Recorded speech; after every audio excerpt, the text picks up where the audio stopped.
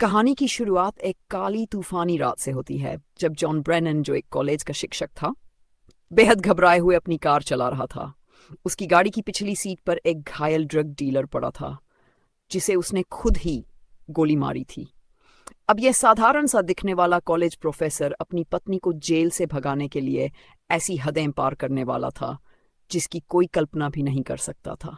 उसका गजब का प्लान सुनकर हर कोई दंग रह जाता। ये कहानी आज से 3 साल पहले शुरू हुई थी, जब जॉन अपनी पत्नी लारा और बेटे लूक के साथ अपने सुंदर घर में हंसी खुशी जीवन बिता रहा था।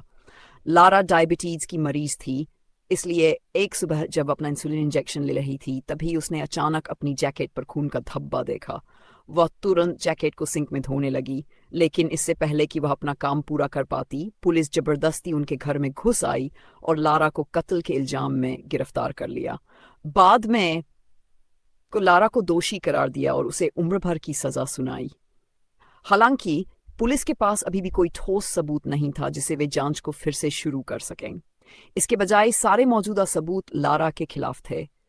उसके ऑफिस की एक सहकर्मी ने उसे हत्या के स्थल से बाहर जाते हुए देखा था और उसकी जैकेट पर खून के धब्बे थे। लारा बार बार यह कहते हुए रोने लगी कि यह असंभव था। उसी रात जॉन को खबर मिली कि लारा को अस्पताल में भर्ती किया गया है। बिना समय गवाए वह वहां पहुंचे, लेकिन अस्पताल के स्टाफ ने उसे लारा से मिलने नहीं दिया। जॉन ने पुलिस और डॉक्टरों के साथ तीखी बहस की और अंततः उसे लारा से कुछ देर के लिए मिलने की अनुमति मिल गई।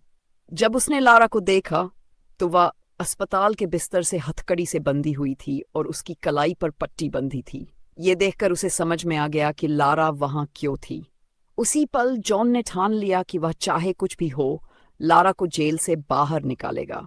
उसने जेल से भागने के विषय में किताबें पढ़नी शुरू कर दी और फिर एक आदमी से मिला जिसका नाम डेमन था, जिसने 7 बार जेल से भागने में सफलता पाई थी। डेमन ने जॉन को बताया कि उसे अपना दिमाग खुला रखना होगा और जेल के रोजमर्रा के कामकाज में छोटे छोटे खामियों को खोजना होगा जिससे जेल में अफरा तफरी मचाई जा सके। उसे अपनी मंजिल पहले से तय करनी होगी और वह ऐसी जगह होनी चाहिए जहां टूरिस्ट न जाते हों। वहां तक पहुंचने के लिए सारी व्यवस्थाएं पहले से करनी होंगी। उसे बस ट्रेन स्टेशनों और एयरपोर्ट से दूर रहना होगा। इसके अलावा उसे ऐसे नकली कागजात बनवाने होंगे जो आसानी से पहचान में ना आए और उसे दूसरे राज्य से होकर भागना होगा। सबसे ज़रूरी बात यह थी कि उसे सारे भुगतान नकद में करने होंगे ताकि उसकी लोकेशन का पता न चले। इसका मतलब था कि उसे इतना नकद इकट्ठा करना होगा जिससे वह कम से कम 5 साल तक जीवित रह सके, क्योंकि तब तक केस ठंडा पड़ जाएगा। इस योजना का सबसे मुश्किल हिस्सा पिट्सबर्ग शहर के ब्रिज को पार करना था, क्योंकि 11 के आतंकी हमले के बाद पुलिस ने पूरे शहर को 25 मिनट में सील करना सीख लिया था। 11 के आतंकी हमलों के बाद पुलिस ने यह सीखा था कि कैसे पूरे शहर को केवल 5 मिनट में सील किया जा सकता है। इसके अलावा जॉन को अपने माता पिता और दोस्तों से हमेशा के लिए संपर्क तोड़ना होगा और अगर जरूरत पड़ी तो उसे किसी की जान भी लेनी पड़ सकती थी। यह सब सुनकर जॉन अपने घर लौट आया और उसने दीवार पर नक्शे और तस्वीरें चिपकाकर अपने प्लान पर काम करना शुरू कर दिया। जब भी वह लारा से जेल में मिलने जाता तो वह वहां की हर एक बारीकी पर ध्यान देता। उसने देखा कि लिफ्ट में एक की होल था और दूसरी ओर कुछ कर्मचारी छत की लीकेज ठीक करने आए थे। साथ ही उसने यह भी देखा कि कौन से ट्रक नियमित रूप से जेल के पास रुकते थे। जॉन प्लान बनाने में इतना गहरे तरीके से जुट गया था कि कॉलेज में पढ़ाते वक्त भी वह अपने लैपटॉप पर इन बारीकियों की जांच करता रहता। उसने अपने घर को बेचने का फैसला क्योंकि उसे इस प्लान के लिए पैसे चाहिए थे। अब उसे इनकली कागजात बनवाने थे जिसके लिए एक खतरनाक मोहल्ले में जाने लगा। वहां उसने एक डीलर से ऑक्सीकॉन्टिन ड्रग खरीदना शुरू किया और बातों बातों में उससे नकली पासपोर्ट बनाने वाले का पता पूछा। काफी प्रयासों के बाद उसे एक आदमी मिला जिसने उसे एक बार में जाकर डीलर से मिलने को कहा। हालांकि जॉन के साथ धोखा हुआ और कुछ गुंडों ने उसके पैसे चुरा लिए। तभी बार में बैठे माइक नाम के आदमी ने यह सब देखा। कुछ दिन बाद जॉन फिर से उसी मोहल्ले में गया और इस बार 2 बाइक्स ने उसका पीछा किया। जैसे ही जॉन घर वापस पहुंचा उसने अपने दरवाजे पर कुछ अजीब देखा। इसके बाद हम देखते हैं कि जॉन अपने प्लान के तहत एक बंदूक खरीदने पहुंचा और फिर उसे चलाना सीखा। अगले दिन वह माइक द्वारा बताई गई जगह पर पासपोर्ट लेने पहुंचा, लेकिन थोड़ी देर इंतजार करने के बाद जॉन को महसूस हुआ कि माइक लेट हो चुका है। फिर भी वह वहीं बैठा रहा। कुछ ही देर में वहां से एक गाड़ी चली गई और तभी माइक उससे मिलने आया। माइक ने उसे इतनी देर तक रुकने के लिए डांटा क्योंकि जो गाड़ी अभी चली थी वह एक पुलिस वाले की थी।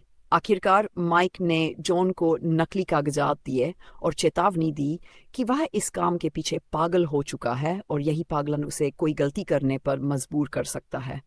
इसके बाद हम देखते हैं कि जॉन ने एक बम्प की बनानी सीखी, यानी एक ऐसी चाबी जो ताले को खोल सके। उसने इसे लिफ्ट में लगाने की कोशिश की, लेकिन दुर्भाग्य से चाबी टूट गई और उसका आधा हिस्सा लॉक में फंस गया। उसी पल जॉन उसने चाबी के टूटे हुए टुकड़े को फेंक दिया और वहां खड़ा होकर बेकसूर होने का नाटक करने लगा। कुछ ही देर में एक पुलिस अधिकारी वहां आया और स्थिति को देखा। पुलिस ने तुरंत बाहर से आए सभी लोगों से पूछताछ शुरू कर दी। जब जॉन की बारी आई तो उसने सुरक्षा कैमरे की फुटेज देखी और कहा, मैं तो इसमें दिखाई नहीं दे रहा, वो लंबा आदमी मेरे पीछे था। ये सुनकर अधिकारी को थोड़ा शक हुआ, लेकिन केवल शक के आधार पर कोई कार्रवाई नहीं की जा सकती थी, इसलिए उन्होंने जॉन को जाने दिया। जैसे ही जॉन जेल के दरवाजे से बाहर निकला, घबराहट महसूस कर रहा था। उसके दोस्त केरी की मां ने उसे केरी की बर्थडे पार्टी में आने के लिए इनवाइट किया।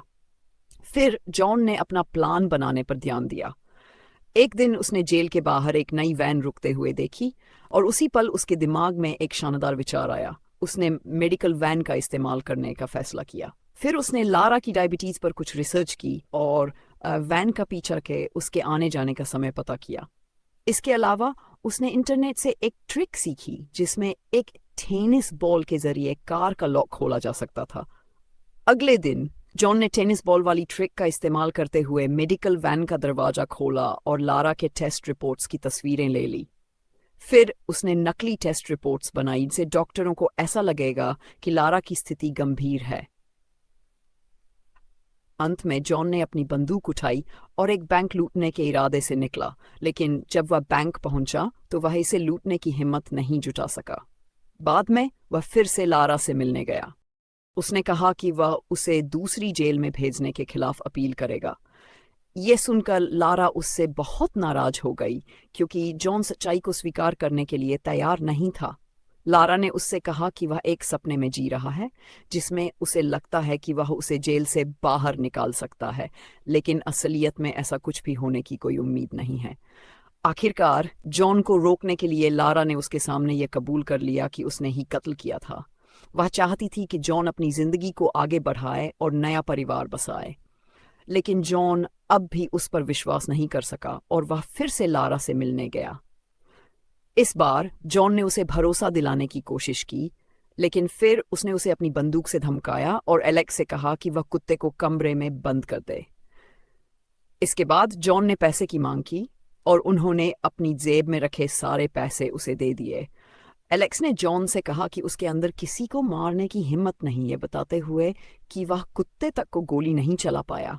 हालांकि उसी पल जॉन ने उन्हें डराने के लिए जमीन पर विस्की गिराकर उसमें आग लगा दी। तब एलेक्स ने बताया कि घर में एक बच्चा है और उसे आग से बचाने के लिए वह ऊपर भागा। जॉन भी डीलर को अपनी डाल बनाकर उसके पीछे पीछे चला गया। ये जॉन के काम आया क्योंकि असल में एलेक्स ऊपर बंदूक लेने आया था। जैसे ही एलेक्स ने जॉन पर गोली चलाई, वह डीलर को लग गई। फिर एलेक्स ने एक बार फिर जॉन पर हमला करने की कोशिश की, लेकिन लाइट भी बंद हो चुकी थी। जॉन ने उसे अस्पताल पहुंचाने के बारे में सोचा, लेकिन इससे पहले कि वह कोई निर्णय ले पाता, डीलर ने उसकी कार में दम तोड़ दिया। आखिरकार जॉन ने उसकी लाश को एक बस स्टॉप पर छोड़ दिया और फिर अपने प्लान को आगे बढ़ाने के लिए एक पार्किंग लॉट में जाकर बाड़ काटने में लग गया। इधर एलेक्स के घर में आग लग चुकी थी और पुलिस वहां जांच के लिए पहुंच चुकी थी। उन्हें जमीन पर खून मिला और गाड़ी की टूटी हुई टेल लाइट भी मिली। अपने काम को खत्म करने के बाद जॉन अपने माता पिता के घर रात बिताने चला गया। अगले दिन जब उसके पिता उसका बैग उठा रहे थे तो उनकी नज़र प्लेन टिकट्स पर पड़ी और जल्द ही उन्हें समझ में आ गया कि जॉन क्या करने की योजना बना रहा है। फिर उन्होंने फोन लाइनों को काट दिया। इसके बाद वह जल्दी से एक वैन में चढ़ा और लारा के ब्लड सैंपल्स को बदलकर अपनी बनाई नकली रिपोर्ट्स को लारा की फाइल में रख दिया। फिर जॉन ने ल्यूक को कैरी के घर छोड़ दिया, जहां कैरी की बर्थडे पार्टी थी। जाने से पहले उसने कैरी की मां से कहा कि अगर उसे थोड़ी देर हो जाए तो ल्यूक के पास उसके दादा दादी का फोन नंबर है। इसी बीच अस्पताल में डॉक्टर्स ने नकली ब्लड रिपोर्ट्स देखी और लैब से दोबारा चेक करने का सोचा, लेकिन फोन लाइंस बंद थीं। इंतजार नहीं करना चाहकर उन्होंने इन रिपोर्ट्स के आधार पर लारा को अस्पताल में भर्ती कर लिया। वहीं पुलिस ने टूटी हुई टेल लाइट से कार के मॉडल का पता लगाया। थोड़ी और जांच पड़ताल के बाद उन्होंने इस सबूत को जॉन से जोड़ा।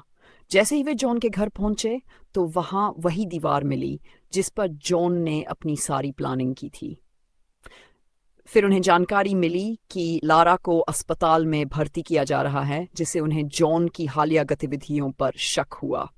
वे जल्दी से अस्पताल जाने का फैसला करने लगे, लेकिन जॉन उनसे पहले ही अस्पताल पहुंच चुका था। डॉक्टर के कोट में लुका हुआ जॉन लारा के कमरे तक पहुंच गया।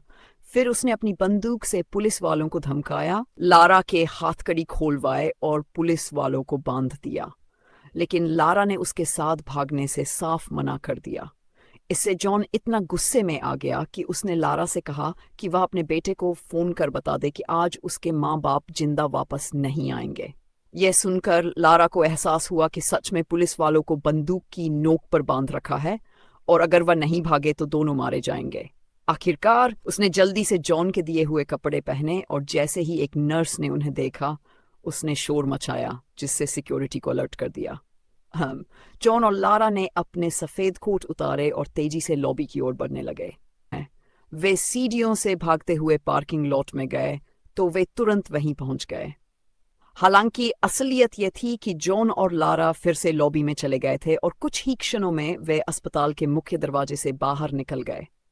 जैसे ही उन्होंने सड़क पार की, जॉन ने अपनी जैकेट बदल ली और कुछ ही क्षणों में वह स्टेशन की ओर जा रही बेसबॉल फैंस की भीड़ में खो गए। जब तक जासूस वहां पहुंचे, जॉन और लारा पहले ही ट्रेन में चढ़ चुके थे। लेकिन परेशानी अभी खत्म नहीं हुई थी, क्योंकि जॉन जानता था कि अगले स्टेशन पर पुलिस उनका इंतजार कर रही होगी। इसलिए उसने अचानक ट्रेन की इमरजेंसी ब्रेक खींच दी। जैसे ही ट्रेन रुकी, जॉन और लारा बाहर आ गए और उन्हें एहसास हुआ कि वे पार्किंग लॉट भूल गए थे।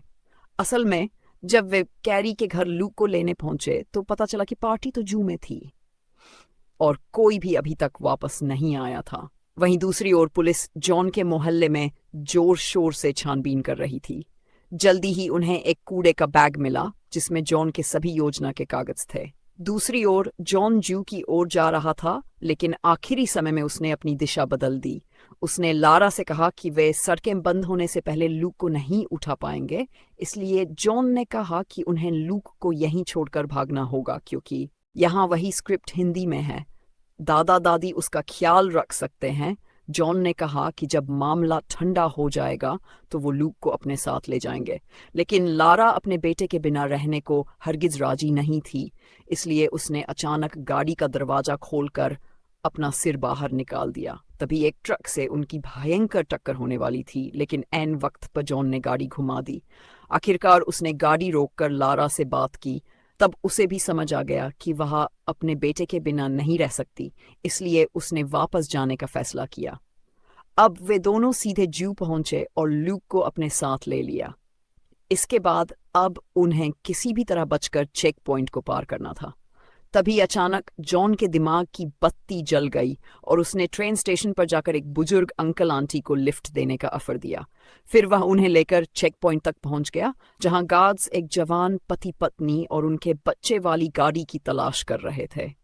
जॉन की गाड़ी में बुजुर्ग अंकल आंटी भी थे, इसलिए गार्ड्स ने उन्हें बिना पहचाने जाने दिया। आखिरकार जॉन ने अंकल आंटी को शहर में छोड़ा और फिर वह सीधे कैनेडियन एयरपोर्ट पर चले गए। जल्द ही उनकी तस्वीरें भगोड़ों के नाम से टीवी पर आने वाली थीं, लेकिन इससे थोड़ी देर पहले ही उनके पासपोर्ट चेक हो गए। खुशकिस्मती से उसी समय गार्ड की ड्यूटी बदल गई और नया गार्ड ये नहीं जानता था कि जॉन और लारा तो अंदर जा चुके हैं। उधर जॉन के घर पर पुलिस ने कूड़े में मिले कागज जोड़े तो उन्हें हैती देश की एक तस्वीर मिली। अब उन्होंने तुरंत उस देश को जाने वाली सभी फ्लाइट्स रोकने के लिए टीम भेजी, मगर इससे कोई फायदा नहीं हुआ। तब जाकर क्वीनन को एहसास हुआ कि असल में उन्हें प्लान के आधे ही कागज मिले थे, क्योंकि जॉन उन्हें भटकाने के लिए जानबूझकर ये बैग छोड़कर गया था। जॉन चाहता ही यह था कि हैती के नकली सुराग के चक्कर में पुलिस का समय बर्बाद हो और तब तक वह अपने प्लान में कामयाब हो जाए। उधर जॉन, लारा और लूक तो वेनेजुएला की फ्लाइट में बैठ चुके थे। इसके कुछ दिन बाद हम देखते हैं कि जॉन और लारा कस्क शहर में लूक के साथ खुशी खुशी रह रहे थे। तो क्या आप किसी से इतना प्यार करते हैं जितना जॉन लारा से करता है? कमेंट्स में जरूर बताना। मिलते हैं अगली वीडियो में।